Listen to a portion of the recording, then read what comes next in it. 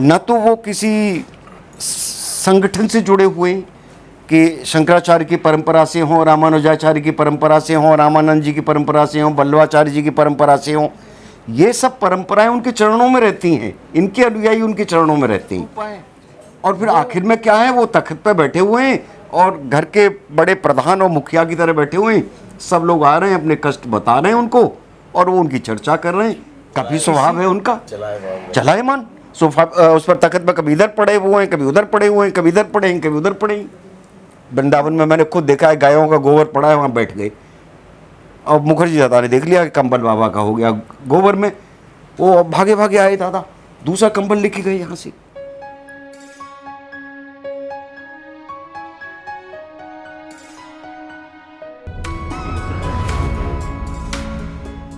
तो नमस्कार, आप देख रहे हैं धनदश पत्रिका का यूट्यूब चैनल दस्तक मीडिया। मैं विनोद शुक्ल आपको सुनाता हूं बाबा नीम करोली की अद्भुत गाथाओं की श्रृंखला में महाराज जी के अनन्य भक्तों से मिलवाने का सौभाग्य भी हम लोगों को मिल रहा है।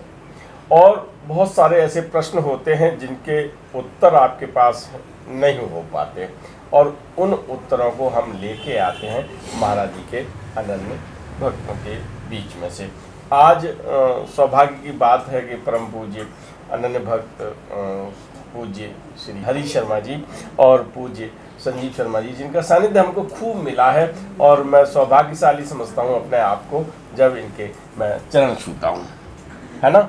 और ये बार बार आशीर्वाद आप लेते रहिए, हो सकता है कि ये पुण्य आपको, हमें तो मिल ही रहा है, पक्का विश्वास है, और अगर आप भी ले रहे हैं तो निश्चित रूप से आपको पुण्य मिलेगा। दादा, बिना किसी भूमिका के मैं जानना चाहूँगा कि जब गुरु निकलते हैं या भगवान की पदवी हम देते हैं तो उनकी जो धर्म पत्नी है, राम है, सीता है, कृष्ण है, उनकी राधा है, ये जो सम्मान मिल रहा है, तो हम जिन्हें भगवान के रूप में लोग पूजते हैं, गुरु के रूप में पूजते हैं बाबा नीम करोली को, उनकी धर्मपत्नी पूज्य अब तो सूक्ष्म रूप रख चुकी हैं श्रीमती राम बेटी जी, उनको वो स्थान लगता है कि नहीं मिला है जो उन्हें मिलना चाहिए उनके त्याग को देखते हुए। आपके क्या विचार हैं? शुक्ली, आपका प्रश्न अच्छा है और आज के लिए बड़ा प्रासंगिक है। महाराज जी का परिचय साहित्य में और चर्चाओं में, सत्संग में किस प्रकार मिलता है? क्या महाराज जी ने कभी स्वयं को भगवान कहा? क्या उन्होंने अपने भक्तों को कहा कि वो उन्हें भगवान कहें? पहला सरल परिचय श्री श्री 108 संत नीम करोली महाराज की जय, सब जगह लिखा मिलता है श्री श्री 108 संत संत संत। तो वो सिद्ध पुरुष हैं और संतों की परंपरा से हैं, न तो वो किसी संगठन से जुड़े हुए कि शंकराचार्य की परंपरा से हों, रामानुजाचार्य की परंपरा से हों, रामानंद जी की परंपरा से हों, वल्लभाचार्य जी की परंपरा से हों। ये सब परंपराएं उनके चरणों में रहती हैं, इनके अनुयायी उनके चरणों में रहते हैं। वो रहस्यमयी संत हैं, इसीलिए लोगों ने अपने भाषा और शब्दकोश के हिसाब से इनको सिद्ध संत कहा। पता किसी को नहीं है। और वो गृहस्थ भी हैं, वो अपने परिवार के मुखिया भी हैं, वो गांव के जमींदार भी हैं, गांव के प्रधान भी हैं। कितने परिचय हैं उनके, कितने रूप, अनेक रूप है। और फिर आखिर में क्या है, वो तख्त पे बैठे हुए हैं और घर के बड़े प्रधान और मुखिया की तरह बैठे हुए हैं। सब लोग आ रहे हैं, अपने कष्ट बता रहे हैं उनको और वो उनकी चर्चा कर रहे हैं। किसी को कुछ नहीं बांट रहे कि इसे कर लेना तो तेरा ये कष्ट दूर हो जाएगा, इसको कर लेना तो ये कर लेना, 5 पाठ कर लेना तो ये हो जाएगा, 11 पाठ कर लेना, जो प्राय मिलती हैं हमारे संप्रदायों में। बीमार है तो वो हमारा भक्त है डॉक्टर माथुर, उसे दिखाओ, डॉक्टर भंडारी को दिखाओ। मरीजों को वो तो नहीं कह रहे ना कि हम मरीजों को यहाँ ठीक करेंगे, वो कह रहे डॉक्टर को दिखाओ। खुद अपना भी जब एक लीला रची उन्होंने स्वास्थ्य को, तो कहा कि डॉक्टर को लाओ। और अपने पारिवारिक स्तर पे अपने बच्चों को गांव से आगरा शिफ्ट किया, पब्लिक स्कूल में, मिशनरीज स्कूल में शिक्षा दिलवाई। तो उनका पूरा स्वरूप सांसारिक है और सांसारिक स्वरूप के अंदर उनकी कुछ चीज़ें ऐसी हैं जो संसार के मनुष्यों से परे हैं। इसीलिए लोग उनके पीछे आकर्षित होते हैं, और जब आकर्षित हो जाते हैं तो वो आकर्षण खत्म नहीं होता कभी। तो फिर बुजुर्गों ने, भक्तों ने कहा भाई ये सिद्ध महापुरुष है, हमारे यहाँ एक परंपरा सिद्धों की हुई है, जी। तो सिद्ध हैं, लेकिन वो ये नहीं कहते कि मैं सिद्धों के संप्रदाय से जुड़ा हूँ, कभी नहीं कहते। लेकिन ये भी सच है कि सिद्धों के संप्रदाय के जो गुरु हैं वो कैंची में उनके चरणों में बैठते हैं, और वो कहते हैं कि अपने बाकी भक्तों से कि देखो ये गोरखनाथ जी संप्रदाय के संत महाराज आए, इनके चरण छुओ। तो वो कहते हैं, संत महाराज खुद कहते हैं आप तो संतों के संत हैं। अब संत उनको संतों के संत कह रहे हैं, उनको निर्मलानंद जी उनको संतों के संत कह रहे हैं, चिदानंद जी उनको रहस्यमय संत कह रहे हैं। तो अब हम उनको क्या फॉर्मेट में बांधेंगे? बंगाली बंगाली बाबा जी वृंदावन में पागल बाबा, उड़िया बाबा। अब संत उनको समझ रहे हैं कि ये क्या हैं, हम उनके लिए फॉर्मेट ढूंढ रहे हैं कि हम किस खांचे में फिट करें उनको। खांचा नहीं मिल रहा है हमें, खांचे के लिए परेशान हैं हम।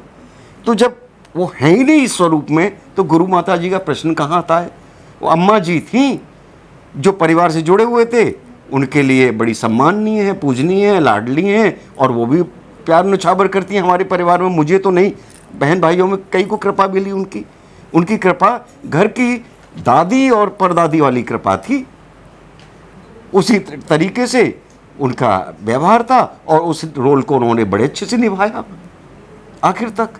तो ये गुरु परंपरा नहीं है, इसीलिए कहीं कुर्सी पर बैठे हुए महाराज जी और श्रीमती महाराज जी साथ साथ नहीं मिलते हैं, कहीं सिंहासन पर बैठे हुए। नंगे पैर चलने वाले संत, ये गाड़ी है, जीप है, वो चल पड़ते थे, रिक्शा पकड़ लेते थे। आप बताइए कि संप्रदाय होते तो एक छाता लेके चल रहा होता, 101 बैरागी पीछे यूनिफॉर्म पहन के चल रहे होते। कोई रिक्शा ना मिलो, खास करके मतलब भक्त पे रिक्शा चलवा लो, तू चला, रिक्शा चलवा लिया, जीवन बाबा में चलवा लिया रिक्शा, तू रिक्शा चला, मैं बैठूंगा। ये सारी जो परंपराएं, खांचे और फॉर्मेट हैं, उनका अपवाद है। अब इन अपवादों को हम देखते हैं, फिर हम अपने ग्रंथों को पढ़ते हैं, पुराणों को पढ़ते हैं, तो एक ही चरित्र है जिससे बड़ी समानता मिलती है। वो शिव का है और एकादश रुद्र का है। एकादश रुद्र वाला तो मैंने खुद अनुभव किया, सब लोगों ने किया। महाराज जी कभी स्थिर होकर एक स्थान पर बैठे ही नहीं, कभी स्वभाव है उनका चलायमान। उस पर तख्त में कभी इधर पड़े हुए हैं, कभी उधर पड़े हुए हैं, कभी इधर पड़े हैं, कभी उधर पड़े हैं।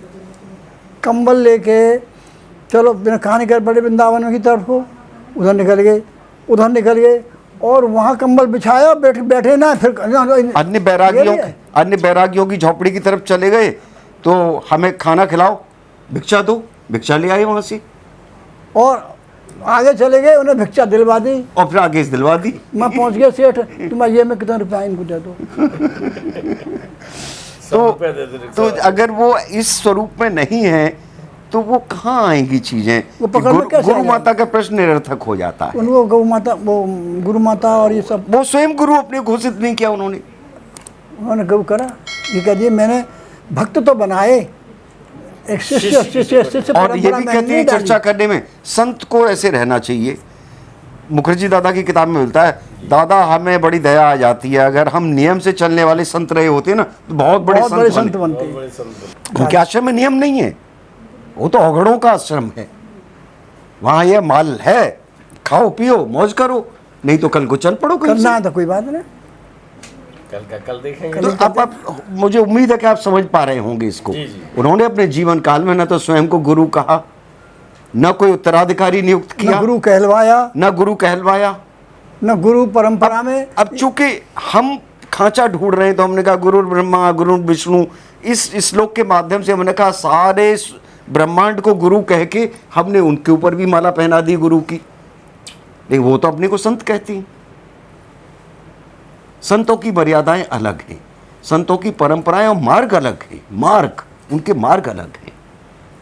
वृंदावन में मैंने खुद देखा है, गायों का गोबर पड़ा है, वहाँ बैठ गए, और मुखर्जी दादा ने देख लिया कि कंबल बाबा का हो गया गोबर में, वो भागे भागे आए दादा, दूसरा कंबल लेके गए यहाँ से। वृंदावन आश्रम में जहाँ देवी का मंदिर है उससे करीब 100 मीटर आगे जाके वहाँ पक्की सड़क खत्म हो जाती थी, नीचे वो थी रेतीली भूमि थी, गाय का गोबर पड़ा था, बैठ गए बाबा वहाँ। आप बताइए गुरु कोई बैठेगा? गुरु के लिए पहले आसन आता, चौकी आती, जलाभिषेक और होता, उनके मंत्रों से स्थान को पवित्र किया जाता। उनके आश्रम के सामने बहुत इन्होंने खोल रखे हैं आश्रम में, गुरु बैठे हुए हैं, वो ऐसी सिंहासन वाली वो बना तो देखिए रखी है साहब, टेबल, वो है पैर उस पर सभी रखे जा गुरुओं रहे हैं। को सम्मान करते हुए आप गुरु घंटालों की लिस्ट में हमारे महाराज जी को मत चढ़ाने की लगाओ कोशिश बात, करिए। अब विषय को आगे बढ़ाओ। हाँ, वो संत हैं। आज एक विशेष बात का पूरी तरह से और पूरे जिस तरह से शायद आपकी भी समझ में आ गया होगा, बार बार प्रश्न होता है कि वो गुरु माता क्यों नहीं, गुरु माता के उस पर क्यों नहीं है। तो जब उन्होंने किसी को शिष्य नहीं बनाया, वो खुद अपने को गुरु नहीं बनाए, तो गुरु माता का प्रश्न नहीं होता है। तो एक अति महत्वपूर्ण प्रश्न का पटाक्षेप कर लीजिएगा यहाँ से कि माँ है, वो किसी की माँ है, किसी की ताई है, किसी की दादी है, ये रिश्ते उनके साथ चले हैं। और ये भी सही है, हर आदमी अपनी निजता के हिसाब से जैसे पूजना है वैसे पूज लीजिए, कोई रुकावट उन्हें नहीं। रुकावट नहीं है। कोई रुकावट नहीं। जैसे उनको आप गुरु कहिए, सदगुरु कहिए, विश्व गुरु कहिए, ब्रह्मांड गुरु कहिए, कौन रोक रहा है आपको? अपना अपना भाव है, अपना अपना लाभ हानि है, शुद्ध व्यापार है ये, अपना अपना लाभ हानि है। हमारे लिए तो संत हैं। केवल भावनाओं का खेल होता है और जीवन भावनाओं के सहारे ही चलता है। संत में शुक्ला जी बड़ा फायदा है जी, 1 रुपया भी खर्च नहीं होता। गुरु के साथ नियमों का पालन करना पड़ेगा। संत तो अकारण अपनी कृपा देते हैं, जैसे वृक्ष देते हैं, नदियां देती हैं, सूर्य देता है, चंद्रमा देता है, कोई भेदभाव नहीं। पकड़ लिया मुन्ना, आंखों में काजल लगवाना है, उन्हें लगा दो। 90 वर्ष की उम्र अब आप लीजिए गुरु, वो कहेगा गुरु शिष्य बनना है तो योग्यता के इम्तहान दो, एक पैर पर खड़े होके दिखाओ, व्रत रखो, उपवास रखो, ब्रह्म मुहूर्त में जगो, क्या क्या गुरुओं के अनुशासन होते हैं, नियम होते हैं। हरदोई की तरफ तो हमने देखा वो ठप्पा लगा देते हैं। हाँ, खाल पे खाल पे पूरा। और यहाँ तो यह है कि किसी प्रकरण में नागांव में ऐसे किसी प्रकरण में एक परंपरा में किसी प्रकरण में एक भक्त ने कहा कि अरे आप तो बिना नहाए आरती में चले गए, प्रसाद ले लिया। वो एक भक्त को दूसरे भक्त थोड़ा डांट रहे थे। महाराज जी ने कहा ये क्या बात कर रहे हैं तुमसे, कि बाबा हमसे ये कह रहे हैं कि बिना नहा के हम आरती में चले गए। तो बाबा बोले आश्रम में नहाने आते हो क्या, तुम्हारे घर में पानी नहीं है? निकालो यहाँ से, निकालो। अब आप बताइए औरों से क्या ये कौन सी गुरु परंपरा है?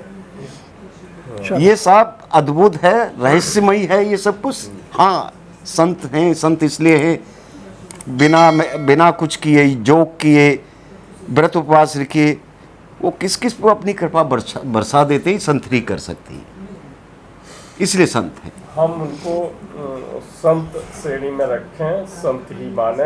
और संत सच में जब अपने देवत्व पर होते हैं तो देवताओं से भी ऊपर हो जाते हैं।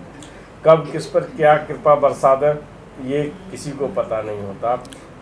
लोग पुकारते रहते हैं लेकिन भावना, और ये भी कह रहे हैं हम कुछ नहीं कर रहे, प्रकृति कर रही है। प्रकृति अब वहाँ भी अपना कुछ नहीं, हम कुछ नहीं कर रहे। इस महत्वपूर्ण प्रश्न का उत्तर आपको मिल गया होगा। मैं समझता हूँ कि गुरु माता के बारे में बहुत कमेंट आए तब हमने इस प्रश्न को यहाँ किया है और दादा ने पूरी तरह आपको समझा दिया है। इस बेला में आज आप लेते हैं विदा। राम राम।